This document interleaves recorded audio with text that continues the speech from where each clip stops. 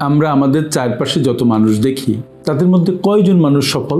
দেখবেন যে ভালোভাবে সফল হয়েছে এদের সংখ্যা কম। সফল ব্যক্তিদের জীবন যদি আপনি পর্যালোচনা করেন তাহলে দেখবেন যে তাদের জীবনে অনেক বিফলতা এসছে, অনেক সংকট এসছে, অনেক সমস্যার মধ্য দিয়ে তারা গেছেন, কিন্তু তারা সমস্যাটাকে বড় করে দেখেন নাই। তারা কিভাবে সমস্যাকে অতিক্রম করে সমাধানটা করবেন সেই দিকে ফোকাসড হয়েছেন। সেই উদ্দীপনা, সেই সক্ষমতা তাদেরকে বড় করেছে।